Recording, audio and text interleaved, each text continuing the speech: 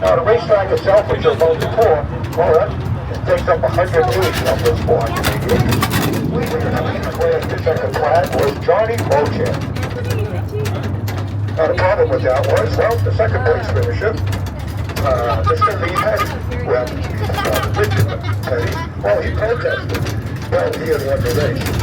On the legal side, they came to the conclusion that, well, Lee Petty did in fact win the first Daytona 500.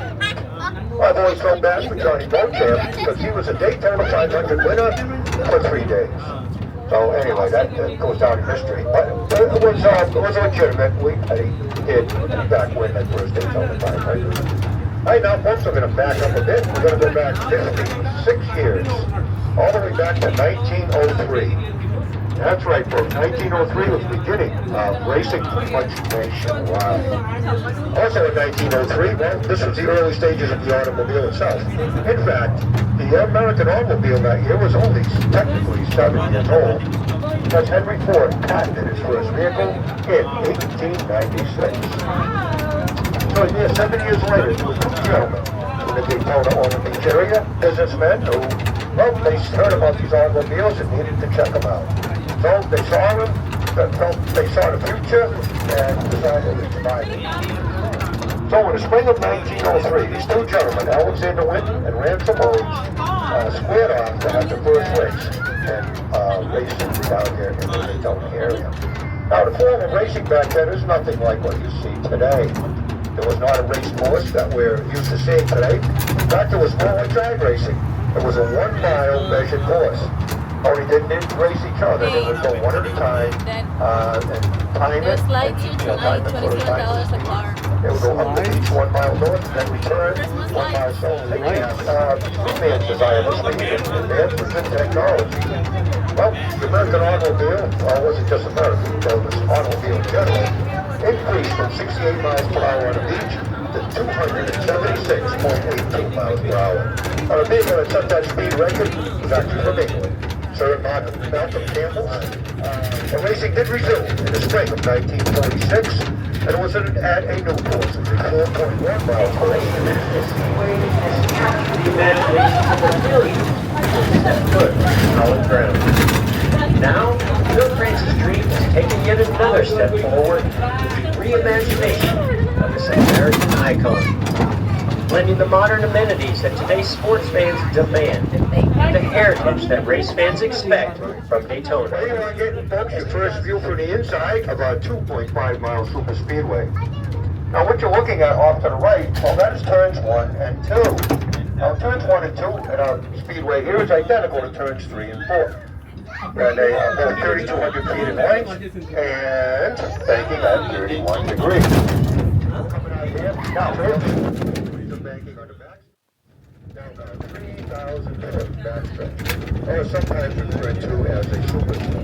NASCAR approved of it, and it's now mandatory that all NASCAR facilities throughout the short track, anywhere in America, you have a NASCAR sanction, or you must have safety barriers. But you'll see that at every racetrack that NASCAR races on. Safety barriers on inside and outside walls. All right, folks, we've now entered our seating venue. This is the newest racetrack or facility. On its face, sets at home, if there are empty seats, well, it's supposed to look like there are people sitting in those empty seats. That's the reason for the color design. All right, folks, we're about to make our first stop here. We're going to stop at the start-finish line. Now, a couple of things, folks. I need you to hear this. We do not walk on the grass. I'm going to ask you all to please get off on the left side of the tram and stay on the pavement only. And then please stay right in the vicinity of the tram. Please don't go running down the track in one direction or another. Please stay. Oh, you mean it comes with one? No, it doesn't. But there's cases with it that you put the pen in.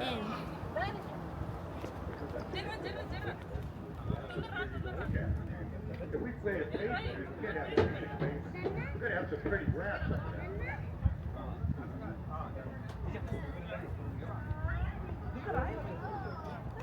Because those are special seats. That's a trioval club. Those are more expensive than the other seats. Daddy, are we leaving? Man, we got a group looking right above. We got a tour coming here. I already described why the color, random color to the majority of the seats. Well, you see the black and white seats up there to the left? Yes. Well, that is known as a tri-oval club. Those are specialty seats. You must be a tri-oval club member, but they are available to the public. The trick is just getting your hands on them because, well, people that own those, well, they just renew them every year. And as any seat, in other words, if you have a seat, a regular seat anywhere in this facility, you have first rights to it next year. So if you buy them, you will get a chance to renew them from year to year. All right, now folks are turning down Pit Road. Now Pit Road here in Daytona, well, it's 1,600 feet long. We have 40 pit stalls, and the speed limit on Pit Road is 55 miles per hour during a racing event. Now if you look on the left, the road here, you see we have, well, you see the wrong number. And you saw the number 40. That is the maximum pit stalls we have because that is the maximum amount of cars that are allowed to run in any NASCAR event.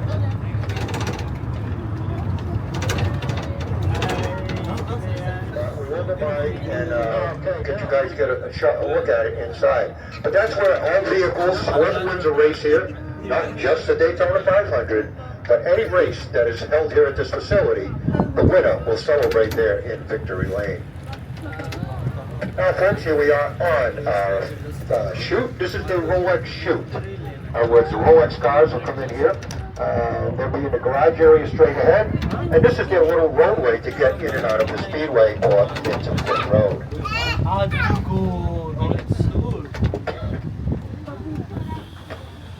Alright, well I don't see anybody in there, but we were told there's maintenance going on in there. Anyway, can everybody see in there? That is, again, that is Victory Lane. That is where, again, all cars will celebrate. There's a stage up there. Now you see all the little grandstand seating around there? Well, that is all for media. It's actually part of the 2004 renovations. This is known as the Blue Garages or Xfinity Garages. And then, of course, once a year, they're known as the Rolex Garages for their one race in January. Now, these Blue Garages, they usually, well, twice a year. That's why they call it mostly the Xfinity Garage. This is, the Xfinity teams are here twice a year. They have a speed week in February, and then they return during an August race. I think their races are well under 50, some races is the Colt Zero Sugar 400. Right, folks, as we leave this area, this brings us into the fan zone. The fan zone here is also part of our 2004 renovations. Now, this is an extremely popular area during racing events. You see, especially during speed weeks, this place will be open whenever our speedway is open.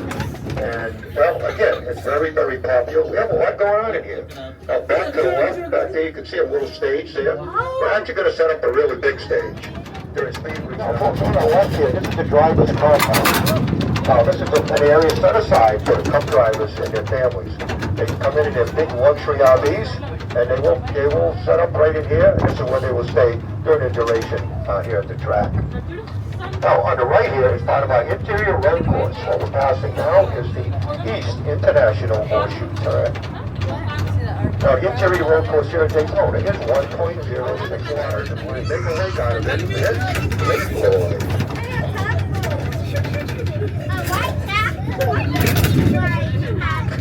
And folks, on our right here, this is again part of our interior road course. This is the West International Horseshoe Turn.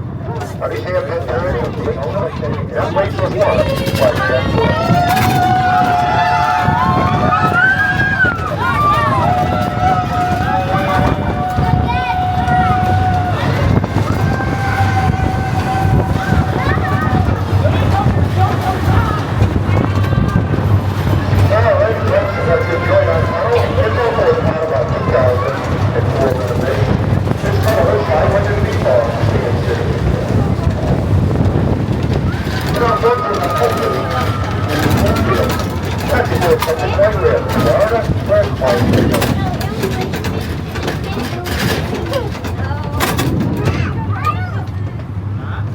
On our right here, this is well, between the infield. You must have credentials, though. to enter, and you will be checked at that gate, whether you're on a motorcycle.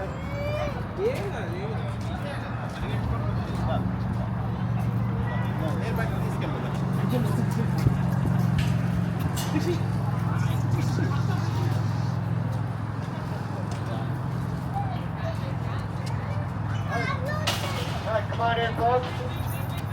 Get everybody inside. We're going to lock the gate up. As you can see, we have escalators over there. We're going to be heading up that escalator to get you guys upstairs.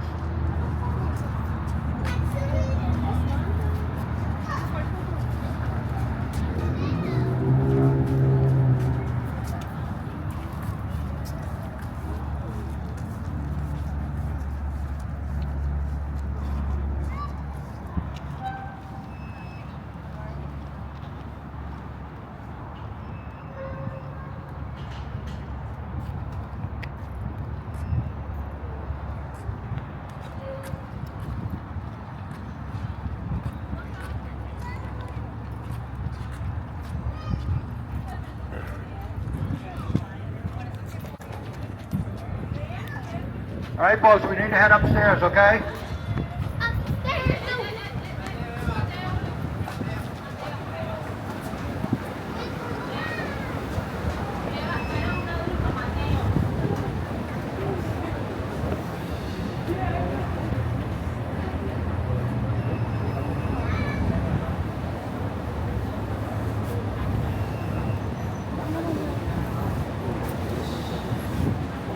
Hi.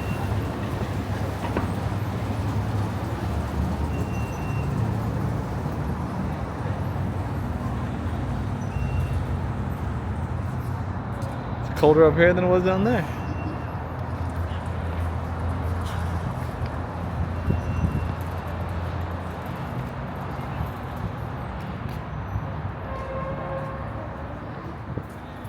Hey guys, we're going straight ahead. Please don't go wandering off.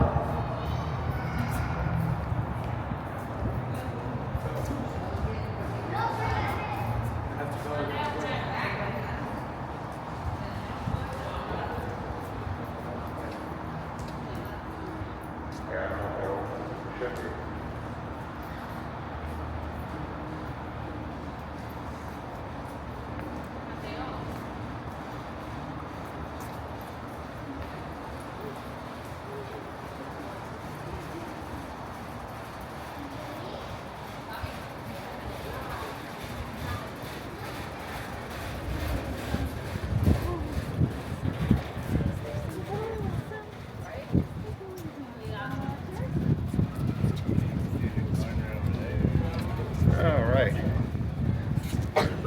Yeah, this site never gets old, I tell you.